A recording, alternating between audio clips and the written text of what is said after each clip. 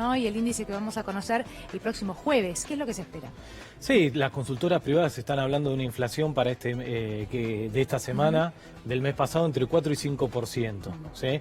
Con lo cual volvemos a una inflación excesivamente alta, y esto tiene que ver en gran parte con el traslado a precio de la devaluación que se produjo después de las PASO, que todavía está haciendo sus efectos en la inflación minorista. Obviamente siempre el proceso cuando hay una devaluación es que se traslada primero en la inflación mayorista, que son los insumos, claro, y después se va trasladando poco a poco, sobre todo en un contexto como este donde no hay demanda, entonces eso implica que la inflación mayorista no se traslada automáticamente a la minorista porque no hay consumo, pero de a poco esa inflación mayorista que forma parte de los costos de los procesos de producción y comercialización se van trasladando a la inflación minorista. Por eso muchas de las consultoras privadas están previendo una inflación, repito, entre 4 y 5%, que es una inflación muy alta. Digamos que hay, Bolivia, aprovecho para también repudiar el golpe de Estado en Bolivia, pero Bolivia tiene menos anual, es la inflación menos del 4% anual. Nosotros lo vamos a tener solamente en un mes lo que Bolivia tiene en un año de inflación, menos de 4%. Claro, lo que pasa es que también, al margen de repercutir absolutamente en todo, encima no hay consumo. Exacto. O sea, por ende se complica todavía mucho más esta inflación. Bueno, el gobierno ha llevado a la economía a la peor situación, que es lo que analizamos los economistas, que es una situación de estanflación.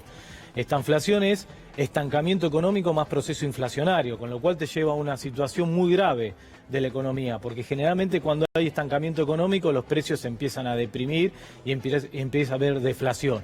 Bueno, la peor situación económica es la que estamos atravesando en la actualidad, donde vos tenés una fuerte recesión económica, no solo en consumo, sino en producción, en todas las variables económicas, más un proceso inflacionario, que es lo que denominamos nosotros estanflación, y que es lo que va a tener que revertir el próximo gobierno, porque esto obviamente no va a cambiar de acá hasta el 10 de diciembre, sino que se va a profundizar y lo vamos a ver con los datos que salgan en diciembre. Santiago, no, obviamente.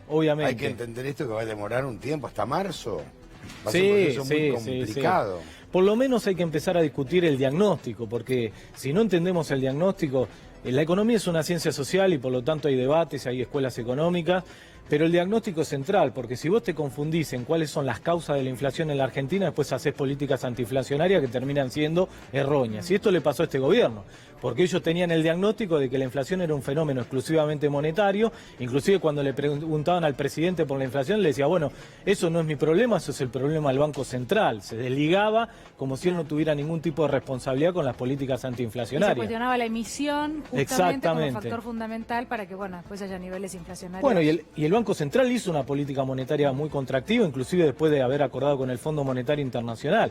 En septiembre de este año se había cumplido un año de emisión cero, y sin embargo seguíamos teniendo inflación interanual cercana al 55%, es decir, duplicando la inflación que había dejado el anterior gobierno con una política monetaria contractiva. De vuelta, entonces, si seguimos insistiendo que la inflación es un fenómeno exclusivamente monetario, nos va a pasar lo mismo que le está pasando a este gobierno. Santiago, ¿y el dólar? Porque el que fue desesperado a comprar algunas horas antes de la elección general, fue a comprar Blue, en realidad perdió, porque a los niveles ahora se encuentra medianamente estable. ¿Qué es lo que crees que va a pasar? Bueno, a ver, el gobierno tendría que haber empezado a tomar esta medida de regulación cambiaria un día después de las PASO, ¿sí? Porque el gobierno no quiso hacer esta regulación cambiaria.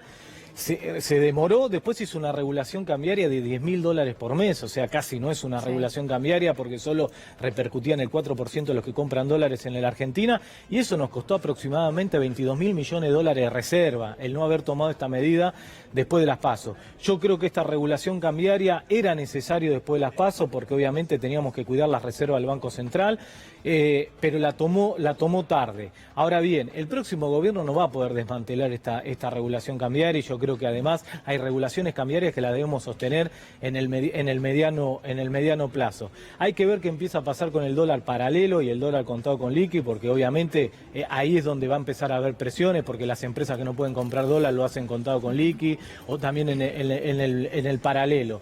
Pero me parece que la regulación cambiaria, y esto es otro debate estructural en la economía argentina, no solo las causas de la inflación, sino que la Argentina tiene un problema, que es una economía bimonetaria. Esto empezó sobre todo a partir del año 76. 2016, no solo porque hay precios en dólares, ¿sí? Como el precio del combustible, la tarifa de los servicios públicos, el mercado inmobiliario, que hay que empezar a desdolarizar esos precios, inclusive algunos insumos como el acero están dolarizados y eso forma parte de los costos de los procesos de producción, sino que también por la historia económica argentina, gran parte del ahorro de los argentinos se dolariza, sobre todo los grupos económicos concentrados, pero también el pequeño ahorrista o el mediano ahorrista también dolariza parte de su ahorro, porque él veía que si no era en dólares perdía con respecto al dólar. Entonces hay que hacer un plan de desdolarización de la economía nacional de corto y mediano plazo. El primero es desdolarizar todos los precios que no tienen sentido que estén dolarizados. Pero lo que pasa es que el tema es que el argentino efectivamente, como decís vos, tiene la cabeza dolarizada. Bueno, y el otro, que es más de mediano plazo, que no va a depender de un solo mandato, Bolivia lo logró. En Bolivia antedebo, porque estamos discutiendo esto, sí,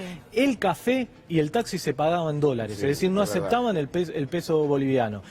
Evo logró desdolarizar gran parte de la economía boliviana con algunas cuestiones. Primero, estabilizar el tipo de cambio, porque si en la Argentina todo el tiempo te devalúan la moneda, este fue un gobierno de devaluación serial. Asumió con 9,75 pesos el dólar, ahora está casi 63 dólares. Bueno, estabilizó el tipo de cambio, porque si vos le devaluás, el argentino siempre se va a ir a dólar, porque pierde si no. Entonces, estabilizar el tipo de cambio, eso es central, y eso Evo lo había logrado en su mandato. Y lo otro, empezar a establecer cuestiones de ahorro en pesos que le ganen a la inflación y al dólar. Es decir, instrumentos de ahorro en pesos que el argentino pueda comprar que le ganen a la inflación y al dólar, pero que no implica una tasa de interés por las nubes como hizo este gobierno. Si nosotros logramos eso, vamos a poder desdolarizar en el mediano plazo la economía nacional, y eso es central para recuperar soberanía monetaria. Y soberanía monetaria implica, es una condición necesaria para poder financiar el desarrollo nacional. Si no está esa soberanía monetaria, es imposible tener un desarrollo nacional. En el gobierno de Macri se fugaron 85.000 millones de dólares, que implica 16 YPFs en 4 años. Con ese nivel de fuga de capitales no hay proceso de desarrollo nacional. Gracias, Santiago. Gracias a ustedes. Hacemos pausa y ya volvemos.